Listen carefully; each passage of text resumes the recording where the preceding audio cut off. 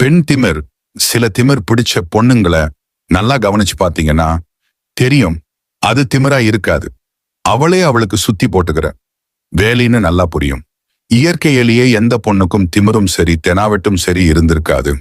அவ சந்திக்கிற காலகட்டத்துல அவளுக்கு ஏற்படும் துரோகங்களும் வலிகளும் வேதனைகளும் அப்படியே அவளை அந்த நிலைக்கு கொண்டு சென்று விடும்.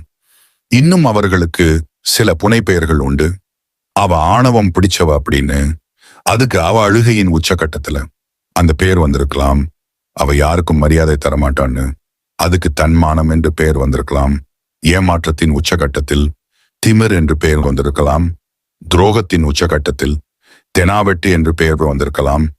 இவர்கள் எல்லாம் தன்னம்பிக்கை உடையவர்கள் என்று கண்கூடாக கண்டுகொள்ளலாம்.